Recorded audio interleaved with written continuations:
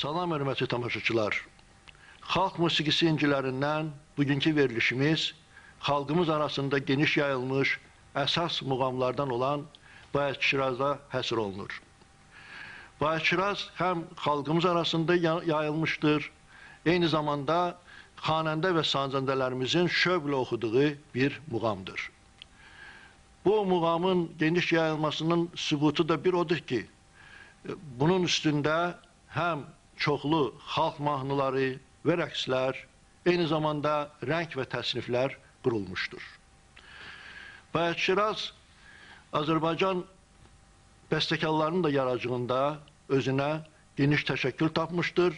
Heç də təsadüfi deyil ki, hətta Azərbaycan bəstəkarları Bayat Şiraz üstündə simfonik muğamlar, həmçinin xor muğamları da yazmışlar. Mən bu mənada xüsusilə Fikrət Əmirovun Gülüstan Bayat Şiraz, Süleyman Şiraz, Nazim Əliverdibeyevin Bayat Şiraz xor muğamını göstərmək istərdim. Hər üç əsər Azərbaycanda deyil, Azərbaycanın hüdudlarından uzaqlarda da, müxtəlif simpoziumlarda, festivallarda, kongreslərdə ifa olunur və özünə geniş rəğbət qazanır. Bayat Şiraz muğamı eyni zamanda mahnı yaradıcılığında da özünə təşəkkül tapmışdır. Əgər biz mahnı yaradıcılığına bəstəkarlarımızın nəzər yetirsək, görərik ki, 50-ci illərə qədər Üzeyir Hacıyevin, Müslüm Maqamayevin, Asaf Zeynallının yaradıcılığında Bayat Şiraza çox nadir halda müraciət olunurdu. Ancaq Seyid Rüstamovun yaradıcılığından başlayaraq, onun 50-ci illərdə yazdığı mahnılardan başlayaraq, Bayat Şiraza çox intensiv şəkildə müraciət edirlər. Hal-hazırda bizim həm orta, həm gənc, həm də yaşlı nəsil bəstəkarları Bayat Şiraz üstündə həm mahnı, həm də başqa janrlarda çoxlu əsərlər yazırlar. Bu əsərləri xalqımız çox sevir və bu əsərlər tez bir zamanda xalqımız arasında da yayılır. İndi də Bayat Şiraz muğamının bəzi xüsusiyyətlərini açıqlayaq. Mən əvvəl onu deyim ki, Üzeyir Hacıyev Bayat Şiraz haqqında yazır ki, bu muğam bədii təsir qüvvəsi cəhətindən dinləyicidə qəmginlik hissi oyadır. Əlbəttə, bu hələ 40-cı illərdə deyilmiş bir fikirdir. Ondan sonra Bayat Şiraz öz siqrətini müəyyən qədər dəyişmişdir və hazırda bu muğam təkcə qəmginliyi ilə fərqlənmir. Eyni zamanda onun zil şöbələri hətta həyəcan kəsb edir, hətta ehtiras hissləri yaradır. Ona görə də belə bir hisslərin yaranması məhz Bayat Şirazın təkamül dövrünün keçirməsi ilə əlaqədardır. Bayat Şiraz emosional təsir qüvvəsinə görə onu şərq aləmində ərus-i musiqi, yəni musiqinin gəlini adlandırırlar. Biz əgər 19-cu əsrin muğam cədvəllərinə müraciət etsək, görərik ki, oradakı muğam şöbələri 17 şöbə və güşədən ibarətdir. Yəni, o zaman Bayat Şirazda başqa muğamlara da, yəni rasta da, şura da, nəvaya da keçidlər özünü göstərir. 1925-ci ildə bilirsiniz ki, xüsusi muğam komissiyası yaranmışdı. O komissiyanın da rəhbəri Böyük Üzeyir Hacıyevdir. Və o zamanki cədvəldə Bayat Şiraz məhz Bayat İsfahan adlandırılırdı. Bayat İsfahan sözü təkcə Azərbaycanda deyil, hal-hazırda indi də İranda Bayat Şiraza Bayat İsfahan deyirlər. Lakin Bayat İsfahan orada dəstgah deyil, avaz kimi səciyyələndirilir. Üzeyir Hacıyevin bayaq dediyim kimi rəhbərliyi ilə düzəldilmiş Bayat İsfahan muğam dəstgahının cədvəlində biz 10 şöbə və güşəni görürük. Bunlar hansılardır? Maye Bayat Şiraz, Bayat İsfahan, Əbülkəb, Azərbaycan, Bayat-ı Kürd, Hacı Yuni, Dəşti, Qatar, Üzzal və Bayat Şiraz. Göründüyü kimi adlarını çəkdiyimiz muğamların bəziləri başqa muğamlara keçiddir. Ona görə də biz belə bir qənaətə gələ bilirik ki, Bayat-ı Şiraz son əsrlərdə yaranmışdır. Yəni o ayrı-ayrı muğam dəstgahlarından götürülmüş muğam şöbələrin birləşdirib muğam dəstgahı yaranıbdır. Sonralar isə Bayat-ı Şirazın təkamülü ilə əlaqədar bu şöbələrdən Bayat-ı Şiraz azad olub və öz təkmil formasını əldə etmişdir. Bəs hazırda xanəndələrimiz və sazəndələrimiz tərəfindən ifa olunan, həmçinin tədris repertuarı kimi işlədilən Bayat-ı Şiraz muğamına hansı şöbələr daxildir? Ən əvvəl onu deyim ki, 8 şöbə və güşə daxildir. Bunlar Bərdaş, Maye Bayat-ı Şiraz, Nişib-i Fəraz, Bayat-ı İsfahan, Zil Bayat-ı Şiraz, Xavəran, Hüzzal, Dilruba və Bayat-ı Şiraza ayaq şöbə və güşələridir. Başqa muğam dəstgahlarında olduğu kimi Bayat-ı Şiraz da dənamətlə başlanır. Bundan sonra Bərdaş səslənilir. Bu Bərdaş haqqında onu demək olar ki, əgər başqa muğamlarda Bərdaş başqa səciyyə daşıyırsa, burada Bərdaş bir qədər gümrah səciyyə daşıyır, bir qədər təntənəli əhval-ruhiyyə kəsb edir. Bərdaşdan sonra gələn Maye Bayat-ı Şiraz əvvəlki ilə, yəni Bərdaşt ilə müəyyən təzadlıq yaradır. Bu aramlı, çox xoş xəsiyyətli bir muğam şöbəsidir. Maye Bayat-ı Şirazdan sonra ardıcıllaşan Nişib-i Fəraz daha ahəstə bir səciyyə daşıyır. Və Nişib-i Fərazın əsas onun funksiyası odur ki, o Maye Bayat-ı Şirazla Bayat-ı İsfahanı bir növ üzvü surətdə birləşdirir. Biz keçən verilişimizdə Şur dəstgahından danışırdıq. O Şur dəstgahında da Nişib-i Fəraz var, lakin o orada başqa bir xəsiyyət daşıyır. O Sarənd şöbəsindən Maye-i Şura keçid funksiyasını daşıyır. Və biz onu da deyə bilərik ki, melodiya baxımından da Bayat-ı Şirazda işlənən Nişib-i Fərazla Şurda işlənən Nişib-i Fərazın arasında fərq vardır. Əgər Şurda işlənən Nişib-i Fəraz Şurun deməli çalarlarına boyanırsa, Bayat-ı Şirazda işlənən Nişib-i Fəraz məhz Bayat-ı Şiraz lad məqamından irəli gələn intonasiyalara əsaslanır. İndi də gəlin haqqında söz açdığımız Dəramət, Bərdaş, Maye Bayat-ı Şiraz və Nişib-i Fəraz şöbə və güşələrinə birlikdə qulaq asaq, oxuyur Respublikanın xalq artisti Yaqub Məmmədov, onu müşahidə edir, Azərbaycan televiziyası və radiosunun Əhsən Dadaşov adına xalq çalğı alətləri ansamblı, ansamblın bədii rəhbəri Respublikanın əməkdar artisti Adil Bağırovdur.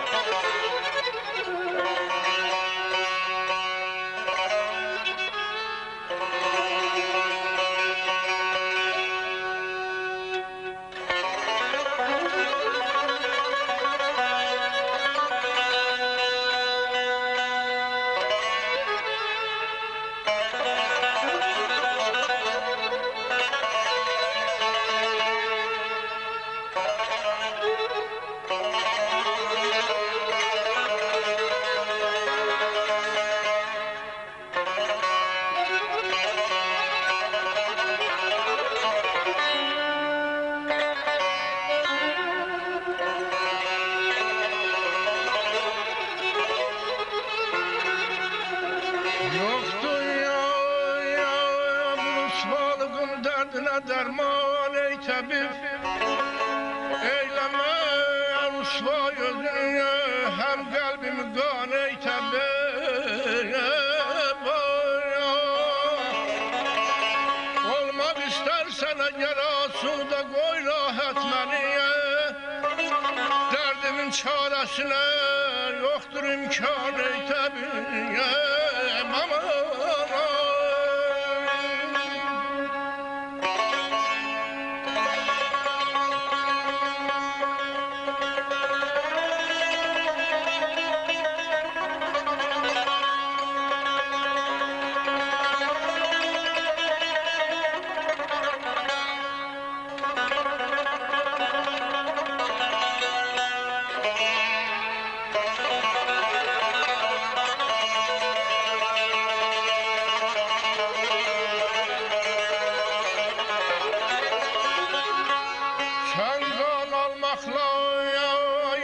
bir fayda vermezsen cane, şoklelin gel çıkar, yoksa candan ey tabip. Her şerbet bu sevda derdine yetmez zelat.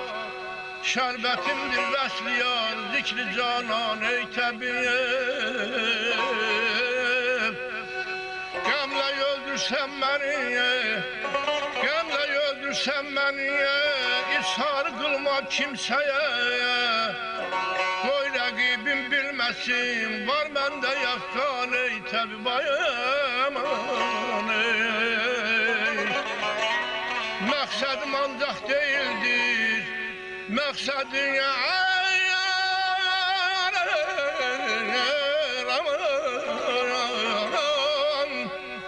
Maksadım ancak değildir, derdimi yasla sana. İstedim pünhan edim senden, ne pünhan ey tabip. Öldürüp yüzsen kimi, bir derdi bu derdim benim.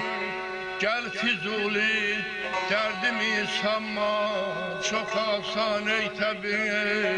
Ay canım.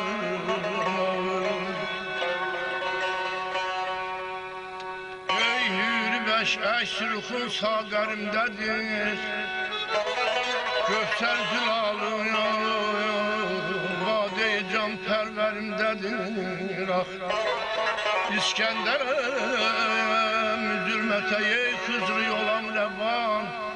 Ab-ı hayat leli lebi dilberimdedir. Aman aman ay ay canım aman ay ay.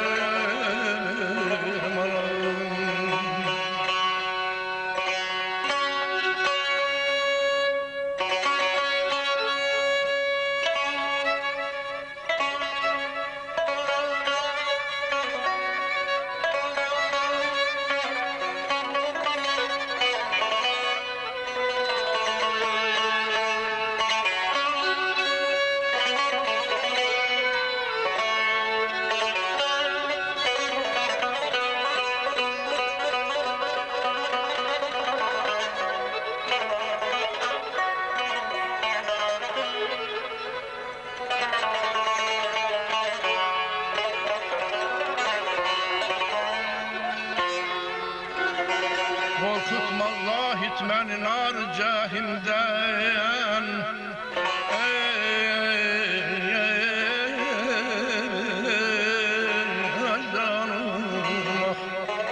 Korkutma Allah itmeni nar cahimden. Deryayı rahmetin başı aşk-ı terimdedir. Olga aşağı zülfügarı bulan zehmi möhlükün, Cibril teken usul yasarı şahferimdedir. Dilden mahaldır ki ede intikal yeş. Seyit bu bir ereldi ki öz cevherimdedir. Yar yar yar aman yar yar yar yar aman ibed aman yar aman aman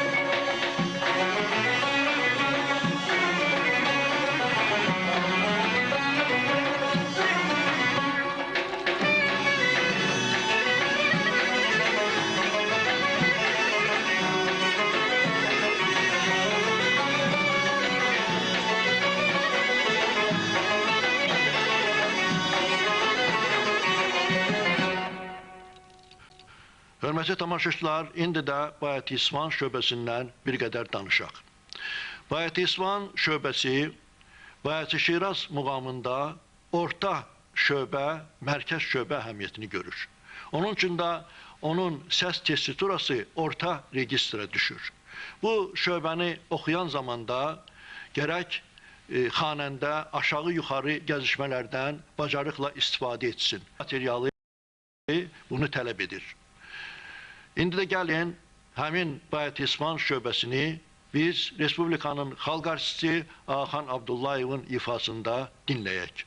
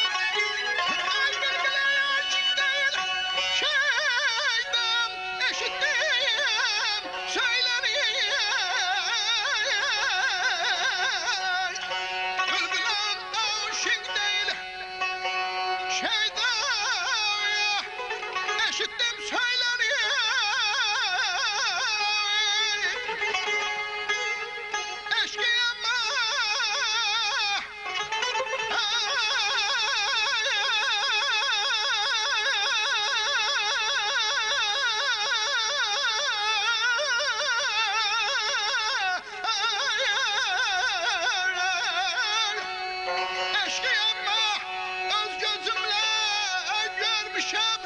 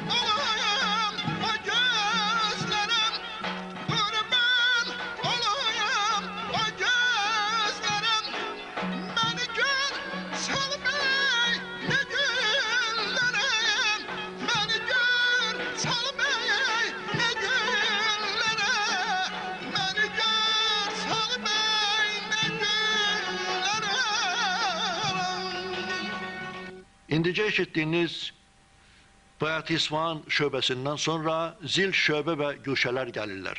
Bunlar hansılardır? Zil Bayat Şiraz, Xavəran, Hüzzal və Dilruba. Gəlin indi Zil Bayat Şirazdan söz açaq. Zil Bayat Şiraz adətən Maye Bayat Şirazın yuxarıda zildə təkrarı deməkdir. Lakin bunların arasında müəyyən fərq vardır. Fərq də onların ifa xüsusiyyətlərinə görə və əhval-ruhiyyəsinə görədir. Əgər Maye Bayat Şiraz qəm-qüssə, qəmginlik hissi oyadırsa, Zil Bayat Şirazda isə coşqun hisslər əsas tərənnüm olunur. Bax, bu mənada onlar bir-birlərindən fərqlənirlər. Dediklərimizi əyani göstərmək üçün gəlin indi birlikdə Zil Bayat Şiraz şöbəsinə qulaq asaq.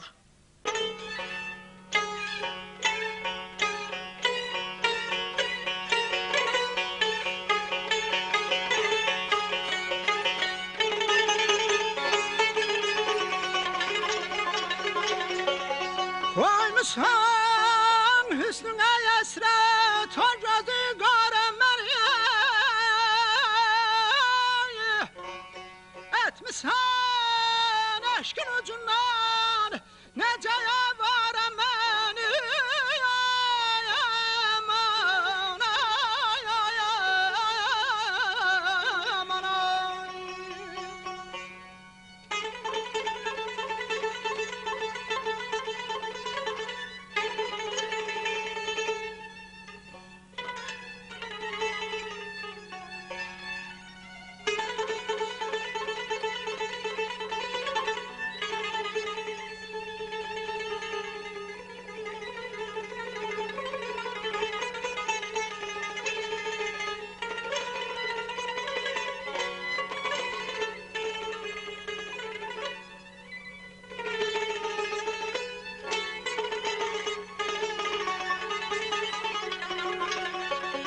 Olmuşsan bir eley o kalbime,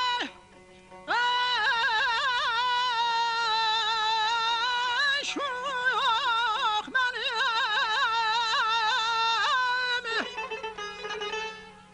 yok gümanım sağlam, öldürer bu yâre beni.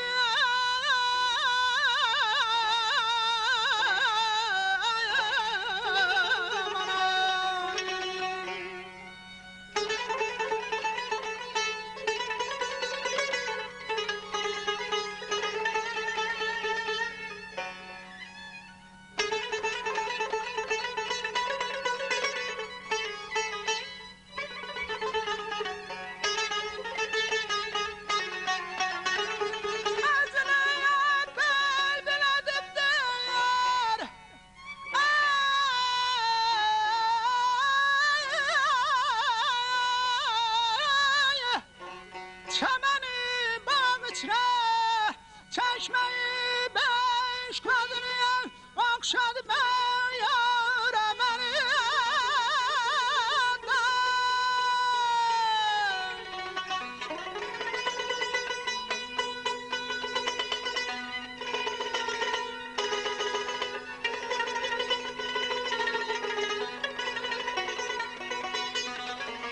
Tekçe bir cana yazdım ki cefadır bu bela.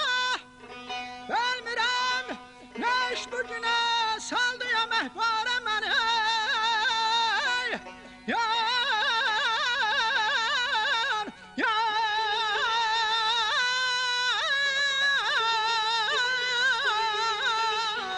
ey dadım anam.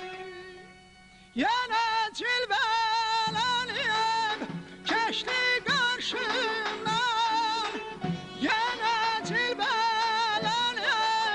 geçti karşımdan. Bilmedim insandı, melekti neydi? Bilmedim insandı, melekti nedir? Melekti nedir?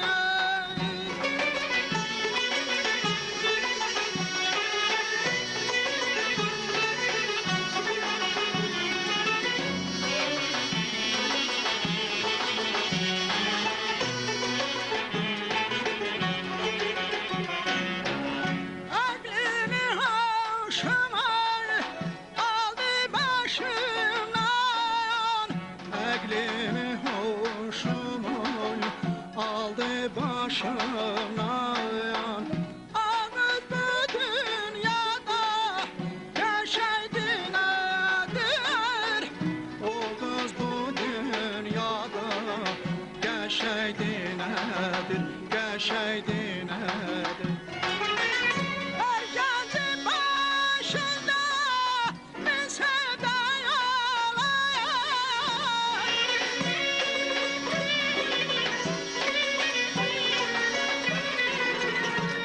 seven könülde min sevda yolar, min sevda yolar, min sevda yolar. Her seven könülde min sevda yolar. O mülkü dünyada keşeydiler. O mülkü dünyada keşeydiler, keşeydiler, keşeydiler.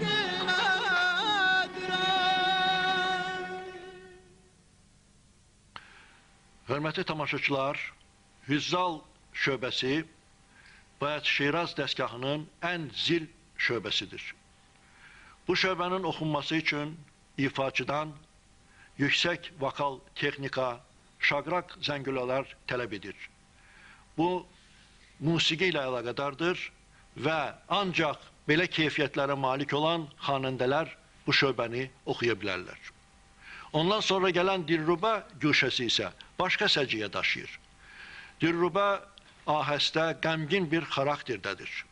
Elə heç təsadüfi deyil ki, Dilruba güşəsinin mənası könül açan, gözəl deməkdir. Və bundan sonra gələn Bayat Şiraza ayaq, yəni musiqiçilərin dili də desək, bu isə təmkinli, aramlı bir xarakter daşıyır. Yəni Bayat Şiraz dəstgahı aramlı, təmkinli, sakit xarakterli musiqi ilə bitir. Hörmətli tamaşaçılar, indi də gəlin Bayat Şiraz dəstgahının son şöbələrinə və güşələrinə birlikdə qulaq asaq. Bunlar Hüzzal, Dilruba və Bayat Şiraza ayaq, şöbə və güşələridir. Oxuyur Respublikanın xalq artisti Qəndab Quliyeva. Bununla da verilişimiz sona yetir. Sağ olun, sağlıqla qalın.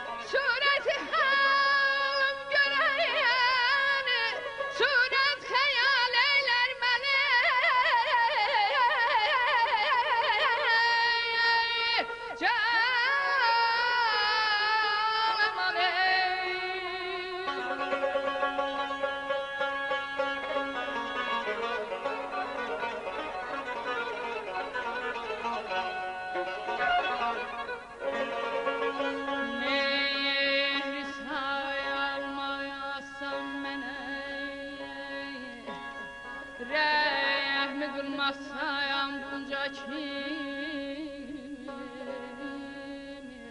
sayet sevdayı zülfün paymal eyler məni yaydad bey.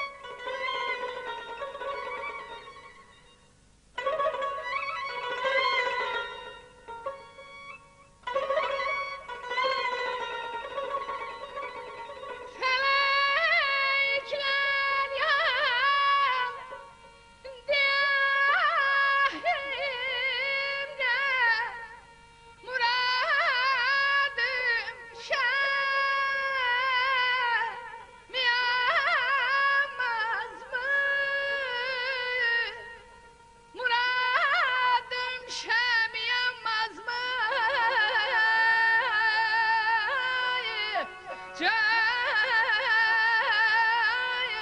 cay.